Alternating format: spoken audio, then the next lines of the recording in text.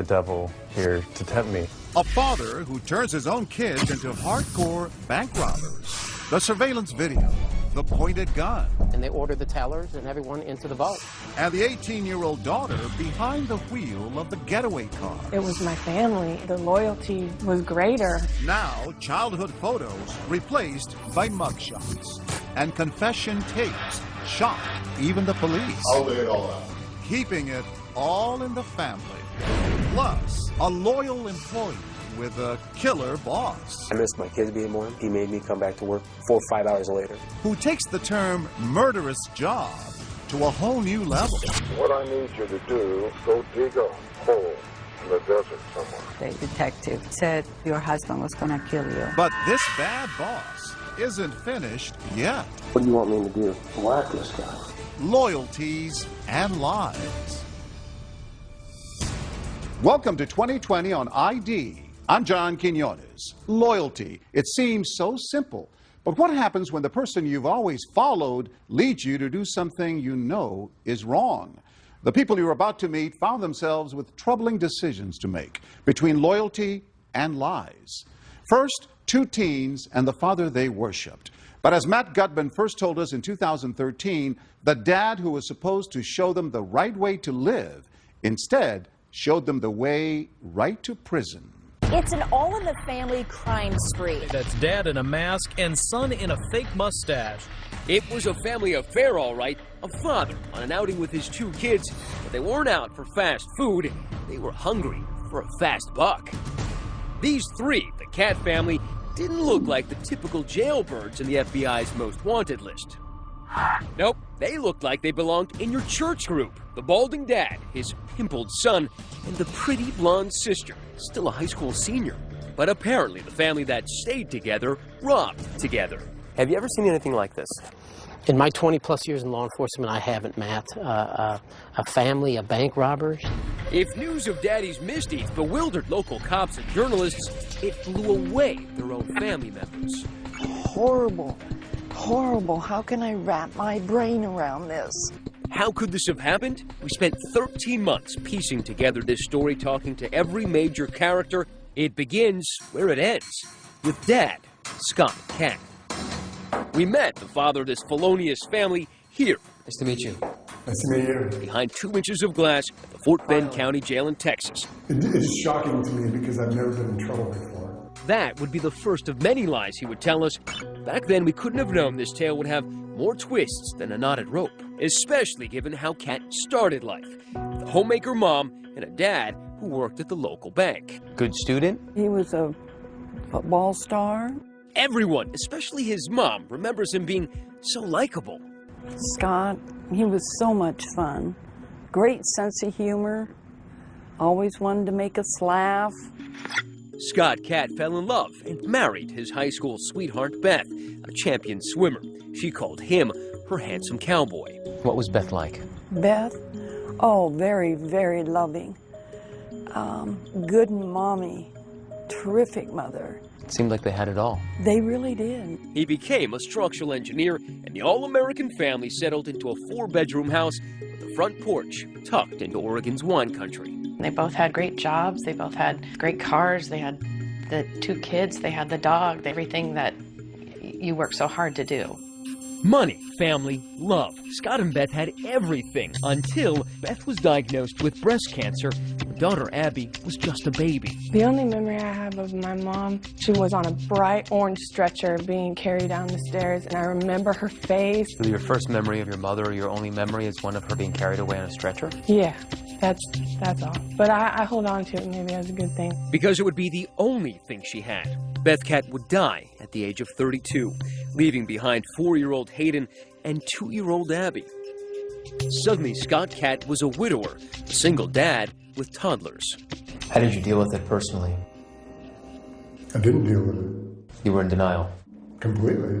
I was in denial about needing help, about grieving, about depression, about my ability to raise them by myself. You know, I started drinking heavily. What does heavily mean? Well, a 5th a day. A 5th of 5 pair of Jack Daniels a day. It's a lot of booze. It's a lot of booze. While Dad was drowning his sorrows, the kids were thriving in the pool. The star swimmers were also decent students, and when he was sober, their dad was the proud president of the swim club. And the kids idolized him. He was my best friend for a long time. He was a whole lot of fun, loved water parks and Disneyland almost as much as the kids. We'd all be on the ride together. It was just fun. We were all screaming and yelling, and he went on all the rides with us, and that's cool. So cool that he was really more a friend than a parent. There wasn't really a disciplinarian. I mean, there was no one there hounding us to do homework or keep up our grades. I knew it wasn't normal, but to me it was my normal. Abby and Hayden, by this time young teenagers, soon realized Dad was fun, but they could only rely on each other. We were very close. My sister's the only consistent thing I've had in my whole life, and I'm the only consistent thing that she's had too. Well, my brother's my best friend. He was basically the only one that was there for me. I can just look at her and know what's on her mind, what she's worried about. What Scott's kids were worried about most, their dad's drinking. Some of it in plain sight. There were arrests, there was brawling, disorderly conduct, and a new, more expensive vice, cocaine, he says. I'd say probably 3 or 4 grams a week. Scott partied away their savings.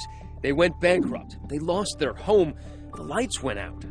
For a fresh start, and Scott says a new job, Cat traded the Oregon greenery for this scenery. An apartment in a Houston suburb with a whole lot of banks nearby. Money was tight, and I was really depressed. And, you know, I had complained to him saying, you know, if we didn't have to worry about money, there wouldn't be any of the stress or any of these negative things happening in our life. That's when he approached me and said, would you be willing to do something to get some money more illegal than selling drugs? And I said, yes. So you're 18 years old. You need money. Your father says, I have a plan to rob a bank. Shouldn't your first reaction be, are you crazy? Looking back on it, I can't believe that wasn't my first reaction. To say, are you insane? Why did you go along with it so easily? I had a real struggle. I knew it was wrong, but I was really motivated by the money. The night before the first bank I was supposed to rob with him, I had kind of a panic attack all night, deciding, do I want to go down this path of evil, or is this not for me? Ultimately, Hayden Cat would agree to walk down that path of evil. He really wanted my help. In his mind, 2 people could be much more successful at it. But maybe a third would be even better, and there was just 1 cat left to choose. Scott told Hayden to talk to his sister into joining their gang. She was a high school senior, just 3 months shy of graduating. My dad sent my brother to ask me. Your dad sent your brother to ask you? Yeah. To rob banks with them? Yeah. And then the next day, my dad just basically laid it all out. You know, I'll buy you a new car, and I'll get you an apartment. In some way, I was led on, like, this is how I protect them, and these are the only people I have. Now, son and daughter say this is when they crossed over to the criminal side. A plan was in motion, the mark, the Comerica Bank, just down the block. The morning of the first bank, I asked my dad, you know, are you the devil here to tempt me? And his answer is what really scared me. He said, yeah, probably. I'm asking you to rob a bank. So he knew full well the world he was bringing you into. The biggest point he made to me was the plan for all the details. The details would have been what you've seen in the movies. The fake mustaches, fake guns, in hopes of getting real cash. But what the kids were really banking on was beginner's luck. I was actually shaking so bad that the employees grabbed the bag and started throwing money in for me. The family robberies. What could possibly go wrong? When we come back.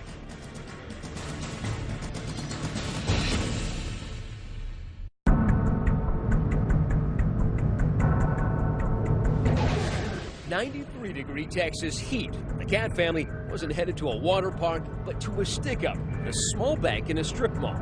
The man with the gun was Scott Cat, and along for his first heist, his apprentice, his 20-year-old son, Hayden.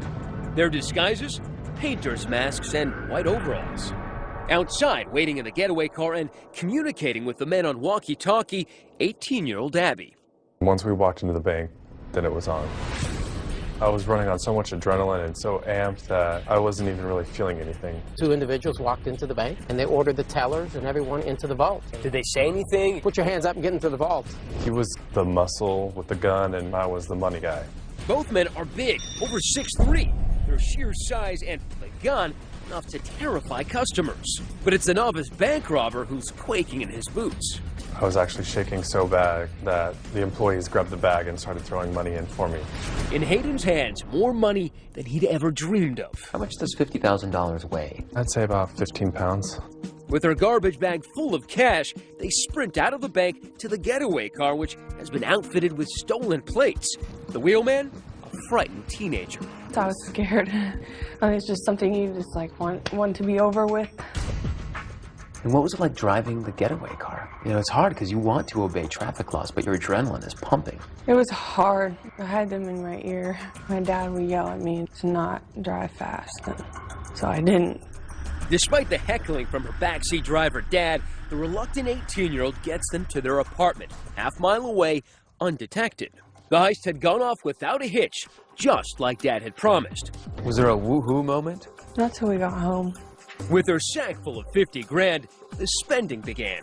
Cars, motorcycles, booze, and drugs. Abby's spending much more sensible. How'd you guys celebrate? I went off on my own and just got my nails done. In fact, the money came so easily and went so fast, within 2 months they burned through all their loot. Time for another bank job. The First Community Credit Union, just a few miles from the scene of their first crime. Before the hit, Abby cases the bank. That's her smiling and grabbing brochures from a bank employee. 11 days later, it's the same drill, new disguises. Ditching the painter's overalls for safety vests to blend in with nearby construction. They walked into the bank with orange construction vests on. Did you carry a gun in there? No. We used a BB gun. But it looked real. Yeah. I remember a few people's face still. What was their reaction? Total shock. Terror? Yeah, they were scared, terrified, definitely. You start walking into a bank with a weapon and you start pointing that at people and ordering them to, you know, cough up the money. I mean, that can change your life forever. Their take after 2 bank robberies, over $100,000. But the loot isn't exactly divided up evenly, according to the kids. What percentage were they willing to give you? 10%. Did you feel like 10% was enough? Oh, yeah, because I never even had that much money. So your whole life? Right. $10,000. It was enough for me. Enough to buy a very practical used Ford Focus and more of those manicures. I guess by now you're aware that in Texas, whether you're the driver or you're the guy holding the gun, holding up a teller, it's the same crime. Yep. But you didn't know that then? No, I didn't know that then. And I know the part that I played was wrong, but it was my family, and that the loyalty was greater at that point. But her father and brother seemed more loyal to the cold, hard cash that was coming in and to blowing it fast. Shopping, cars, partying, really nothing to show for it. When the comforts of daily life include Jack Daniels, a new Chevy Tahoe, a Harley, and a swank new Houston apartment, even 100 G's can disappear pretty fast. And for the Cat family, that meant one thing: time to go back to work. Had you planned another heist before you got busted? Yeah, the morning they picked us up, I think we were going to do probably 1 or 2 more. That day? Yeah. That's right, the Cats had gotten cocky, planning a pair of heists the day before their arrest. It got to a point where I thought my father knew what he was doing so well that there's a risk involved, but the risk was so minimal. But that would prove to be wishful thinking because, as we all know, where there are robbers, there are also cops. And the cops were already on to them. On the surveillance video from the latest heist, they picked up a detail that would impress even Sherlock Holmes. The vests looked new. They actually had creases in them. Because they were creased, you figured they were new. And because they were new, they must have been purchased somewhere nearby. We were able to tie those 2 vests back to a local Home Depot. And those vests were purchased with a MasterCard debit card that went back to Scott. By using that MasterCard, Scott Cat might as well left his calling card. And there's kids are using it in Home Depot to buy the gear they were about to use in a bank heist. It was just the break detectives needed, and the Cats were in the bag. When Scott was arrested, the detective that actually made contact with him told him, well, you're under arrest for bank robbery. And Scott's initial response to that was, which one? They quickly arrested Hayden as well, who was up in the apartment. There, they found the kind of evidence gumshoes dream of. In the apartment, we found some bank straps. And a bank strap is a little paper strap that wraps around a certain quantity of money. Usually it's 1,000 denominations. And it identifies whatever bank it is that it comes from. And some of those straps were from a bank in an entirely different state. Suddenly, cops realized Cat is no rookie, but a bank bandit with a resume. They now had more than enough evidence to haul both Cats in for questioning, and authorities were zeroing in on Abby, too. Abby called, and she was yelling at me. I'm in jail, and I need $10,000 to get me out of here. Get me out of here right now. And I said, you have to get that money from your father. She says, he's the reason I'm in jail. When we come back, the interrogations begin, and everyone is in for a shock. I hated the job. I'll just rob banks. Probably better at that anyway. And his children weren't the only family members he'd conned. I picked up our local newspaper, and I said, oh, son, if I didn't know better, I'd say that was you. Stay with us.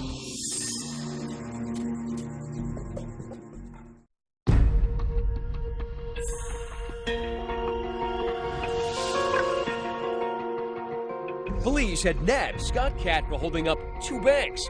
It wasn't the only cat in the hot seat. Just down the hall in another interrogation room was his 20-year-old son, Hayden.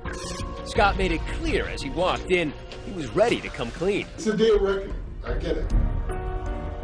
Investigators were expecting to hear about the 2 heists in Texas, but they were about to learn that Scott Cat's secret life of crime dated back to the Clinton administration. He didn't even ask for a lawyer before he started spilling the beans. First, federal savings and loan. For this head-scratcher, Scott actually needed a whiteboard to lay out crimes that began in his home state of Oregon, 2,300 miles away. It was like a seminar in bank robbing 101. So this was number 1. This was number 1. So I'd say I got about like $2,500, roughly. In total, Scott would confess to having robbed 5 banks in Oregon before even setting foot in Texas. I can go in there and just slam it and be out. I'm surprised he was able to, remain undetected, especially when one of the banks he robbed was in his hometown. You would think that someone would have known him. In fact, someone did. It was Scott Cat's own mother. I picked up our local newspaper, and on the front page was a picture of a man that robbed our local savings and loan, and that is where his father retired from. He worked at the bank? Yes.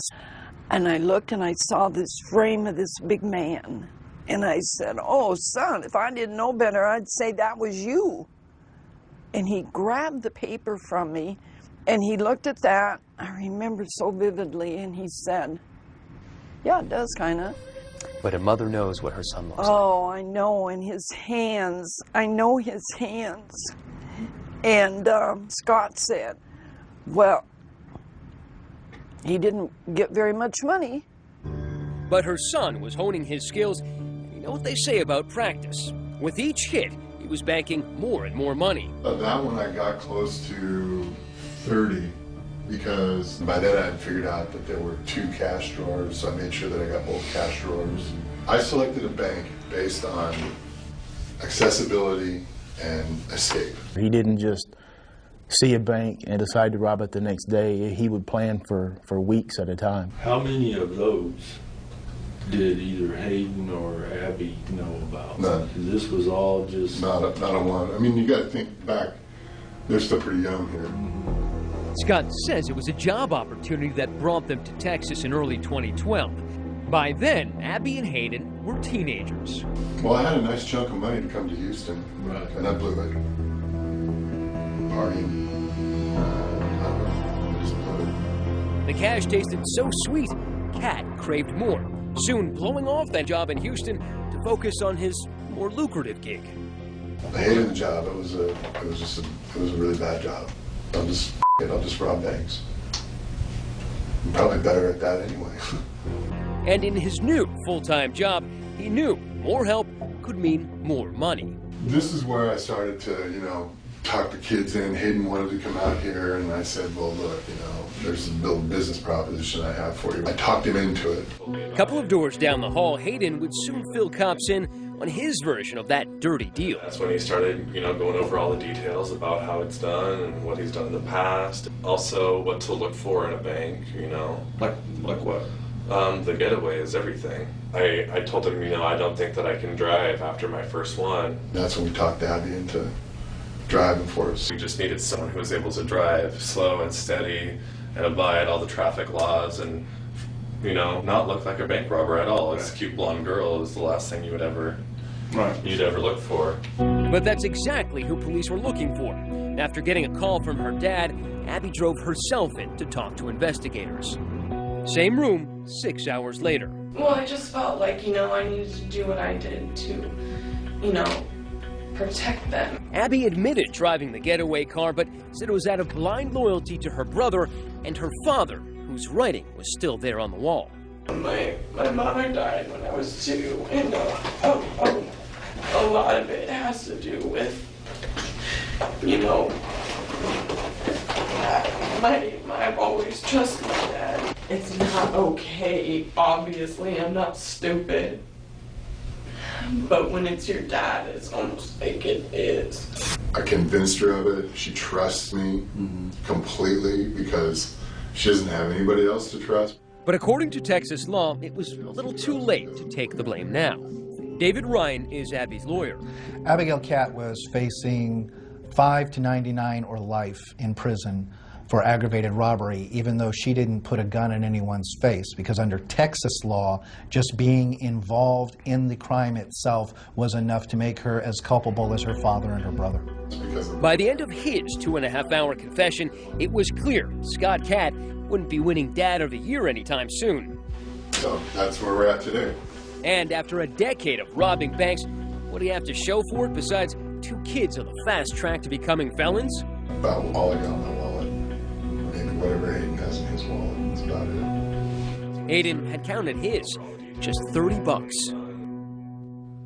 When we come back, Scott Catt makes a pledge. If you were offered a deal where you had to spend 25, 30, 40 years in prison in exchange for both of your kids going free, would you take it? Absolutely. But he has one more surprise for his kids. This is your letter to Abby, by the way. Where did you get it? Stay with us.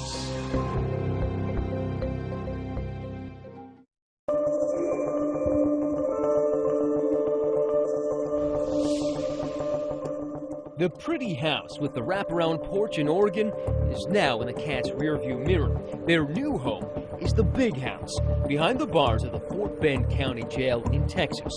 The family had been held in separate cell blocks and hadn't seen each other in over a year. Jailhouse life had taken its toll. Scott said there wasn't enough food and he'd lost more than 70 pounds, almost unrecognizable to his own mother when we showed her footage from our interview. He's a old man. $2,000 a week. Yeah. He doesn't look the same. Oh, I miss him. He's old. I don't want to see anymore. She's heartbroken by what her son did to the grandchildren she'd helped care for after their mother died. It's so hard. I wish I knew why he did this. I will never know. When we sat down with Scott, he wanted us to believe he was a changed man, a father who would do anything for his kids. If you were offered a deal where you had to spend 25, 30, 40 years in prison in exchange for both of your kids going free, would you take it? For them going free? Absolutely. What about life in prison? Sure. Would you have said you were a good father? I thought I was. Do you think you are now? I have the serious doubts. I mean, I think that we're all sitting in here right now because of my inability to be a parent. What would Beth say, your first wife? What would she say about you dragging your kids into... I can't even imagine. Can't even imagine. I'm really ashamed. Mommy. That's when he cries. About my mom. He wouldn't cry about his kids, but he cried about his wife. Yeah. In fact, as we would learn, he would put in pen and ink how little he cared. Abby's lawyer gave us letters from their dad in which he encouraged them to do hard time so that he could do less of it. With this new information, we went back to confront Scott, this time face to face. This is your letter to Abby, by the way. Where did you get this? It's your handwriting, isn't it? Yeah, it definitely is. And it's your letter. Yes. You told me recently that you would be willing to spend life in prison in order that your kids do not spend time in prison. But here you are asking her essentially to do time for you. I was trying to manipulate. I'm trying to get something Who are you from everybody. manipulating? I'm trying to get everybody something that they can live with. Everybody. You got your kids involved in this. And you're asking them to do time for you. It says it right here. I do believe that you doing prison time will be good for me, and I know that wasn't an easy choice for you. And that's what she said to me in the previous letter, that she was willing to do that. Wouldn't most parents say, try to dissuade their children, say, please, don't admit to anything. I will take the entire blame here. I would love to, but they have so much evidence on everybody that what are we supposed to do? Your father says he blames himself. He says he's lied to you for many years. Mm-hmm. Do you believe him now? Am I just supposed to believe him all of a sudden? I want to, and I've always wanted to. But I believe he feels remorse, but I also believe that he still didn't have my best interests through all of this, through all the court stuff. Does it make you angry? Make you sad? Mainly sad that a situation like that was put in front of my face from the person that is supposed to keep me away from things like that. And that's been the hardest to deal with because that doesn't happen to everybody. And I feel like now I've lost my mom and now I've lost my dad. When we told Scott his kids thought he'd failed as a father, he was dumbfounded. Did they forget about all the times, the happy times, if they don't remember the trip to Disneyland? I wish I could have made those memories a little more lasting for them. And unbelievably, despite everything, Abby and Hayden say they forgive their father. I've forgiven him because I have to for myself, or I probably wouldn't be able to sleep at night. So I can start to live a normal life. I don't want hate, anger, any of that in my heart. If your father were right here, Hayden, what would you say to him? I'd tell him that I forgive him. And that I don't want him to carry this burden around with him for the rest of his life. But while his kids might forgive him, the court does not. How do you plead to the offense? Are you pleading guilty freely and voluntarily? Scott Katz's 15 minutes of infamy would stretch into 24 years of prison. I mean, I'm 51 years old, so to me, that is life. If I don't have the opportunity to get out and see parole and make amends to my family and friends and repair some of those relationships, then it might as well be life. Hayden accepted a deal of 10 years, a sizzling cell in Texas, a world removed from his suburban childhood in Oregon. Well, what do you expect prison life to be like? Hell. As close to hell on earth as you can get. How do you plead to the offense? Abby pled guilty and was given a 5-year sentence. Sheriff Troy Nels was so disturbed by Scott's manipulation of his kids that he's decided to help Abby. Instead of shipping her off to prison for 5 years, he's decided to keep her here at the jail, where we found her stitching patches onto police uniforms. I just feel that she's more of a victim in this. So my goal is to try to educate her, get her where she can get her GED, and try to teach her some type of a skill set here. So when she gets out, she can lead a productive life. For Abby, all she has left is her brother, Hayden. Why does that make you sad now? I feel like I can't help him and I can't comfort him, and that makes me sad. Making an unprecedented gesture, Sheriff Troy Nels allowed us to bring them together one last time before they served their sentences.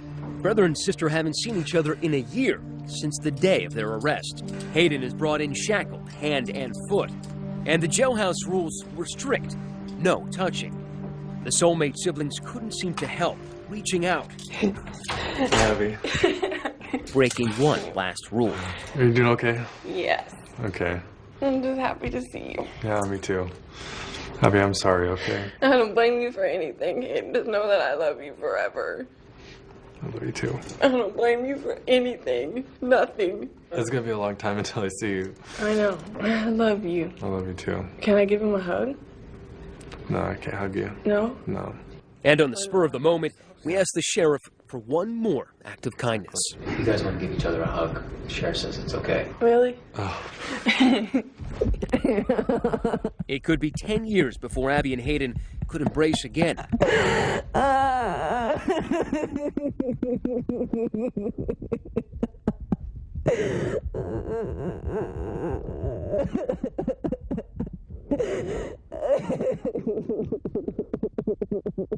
Listen closely. Our mic's picking up Abby's heart, pounding. It'll be okay. I know. It's just going to be a couple of years until I can see it. I love you. Abby, I love you too. I know.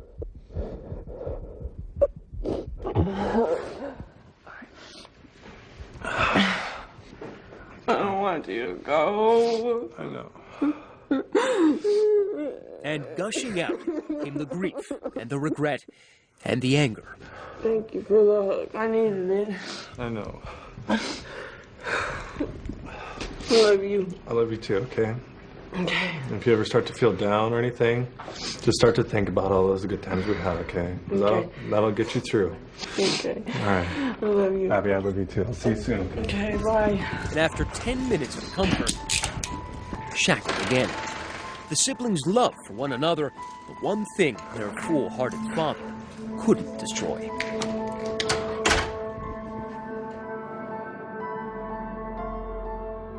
As of 2015, Scott and Hayden Catt remain in prison. Abby hopes to attend college upon her release with the help of a woman who saw her story on 2020. She and Hayden stay in touch by writing to each other as much as they can. Coming up, an impossible boss and the employee at his beck and call. I needed a job and I had a family, so I did what I was told. But just how far would he go? Go dig a hole in the desert somewhere. When we come back.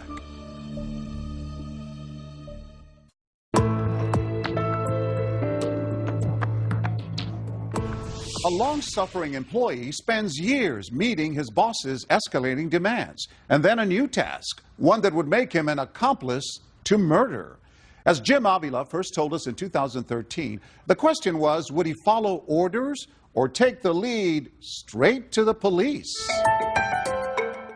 Welcome to Arizona Shower Door, a sprawling box of a company in Phoenix, lined with palm trees, where 45-year-old Patrick King had tried to earn a living and support his family.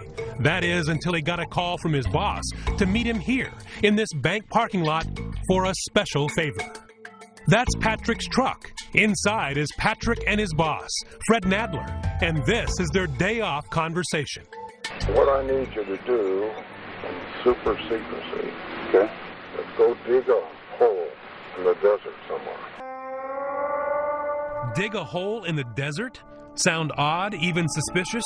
Not to Patrick. In fact, it was just the kind of thing he was expecting after 5 years of working for Nadler, a self-made millionaire and owner of Arizona Shower Door, whose corporate credo was as clear as the glass he peddled. This is my company, you work for me, and if you don't like it, there's the door. Was he serious? Oh, yeah. Patrick started out as a crane driver, but quickly became Fred's right-hand man. And what kind of boss was he? Ruthless. So ruthless that Patrick says he was working 85 to 90-hour weeks, but only being paid for 40. I missed my kids being born. I didn't take any time off. He made me come back to work 4 or 5 hours later. And if Patrick had any objections, he said Fred had a special way of reminding him who was boss. He made me carry a paycheck stub that said Fred B. Nadler on it. 2-3 times a week, I'd have to pull out a paycheck. And he goes, "Who signs your paycheck?" And I said, "Well, it says Fred B. Nadler, sir." He goes, are we clear? And I said, crystal clear. And he wanted you to do whatever he said? Whatever, no matter what it was or what time of the day. Personal, private, business, anything? Everything. Including, he says, spying on his boss's wife. He had me get a phone with his wife and hidden GPS in it and track her 24 hours a day, 7 days a week. And I complained about a lot of the stuff there and not wanting to do it, but I needed a job and had a family, so I did what I was told.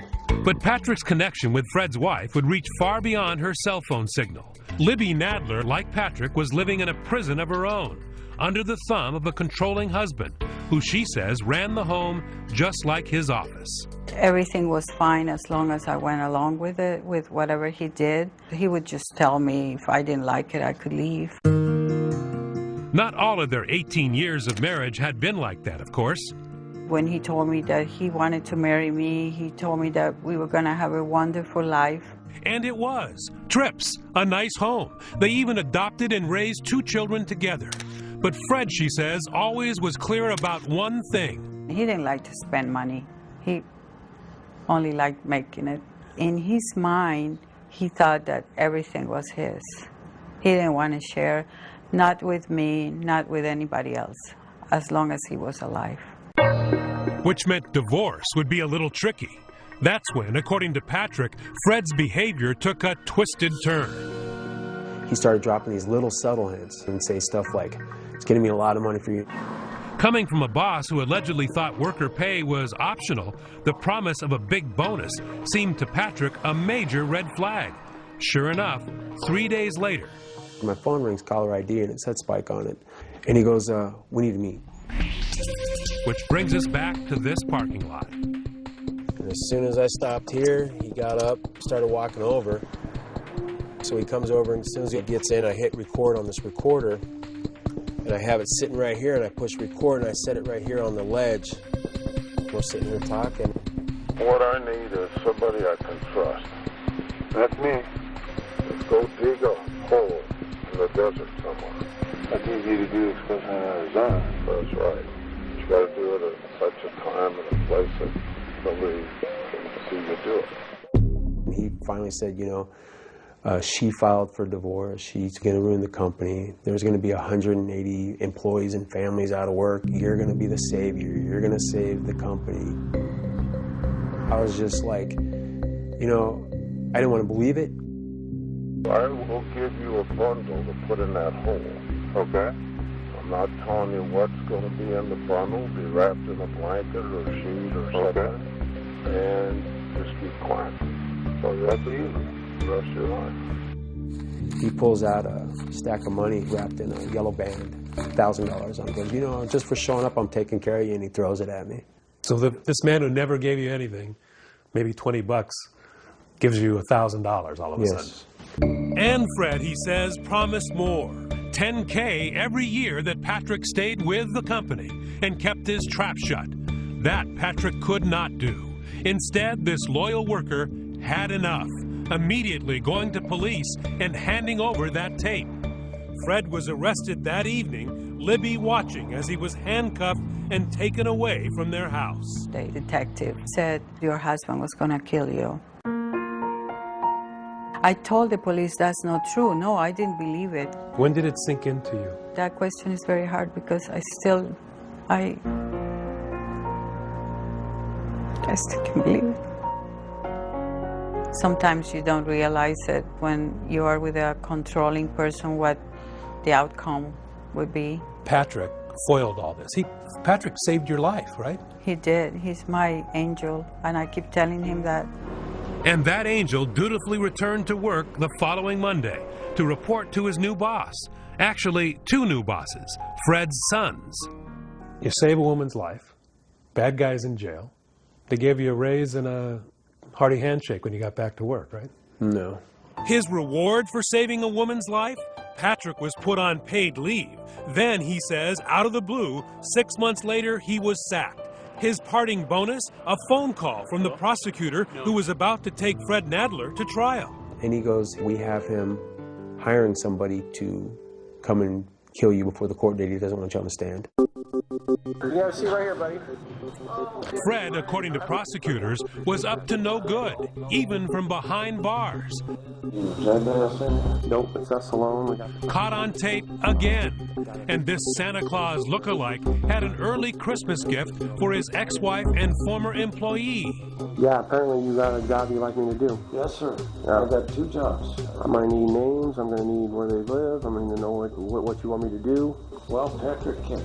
What do you want me to do? Whack this guy. Okay. Who else? My ex-wife.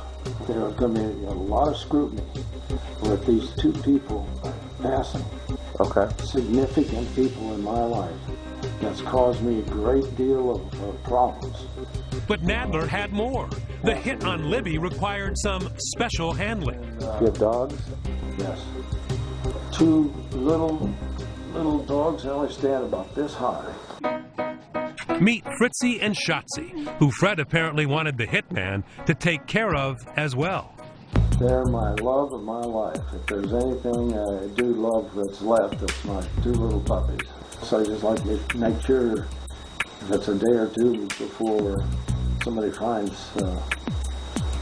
someone, that they have plenty of water and there's a bag of dog food in the laundry room. Just make sure they got a little something to eat for a while. Nadler might not see Fritzy and Shotzi for a while. He's charged with conspiracy to commit murder and conspiracy to commit abandonment of a body. Even though the ordeal has turned his life upside down, Patrick says he has no regrets. You're a working man, right? You're struggling to make life good for your family. Here's a guy who's offering you at least 10 grand. Were you ever tempted in any way to go on with this? No. I don't care if he would have looked at $1 million right there on the spot. It would have been the same outcome. As of 2015, Patrick King still lives and works in Phoenix. He says he continues to worry about Fred Nadler's threats on his life. He and Libby remain in touch. As for Fred Nadler, the charge of conspiracy to commit murder was dropped. In exchange, he pled guilty to attempted kidnapping and was sentenced to 8 years in prison.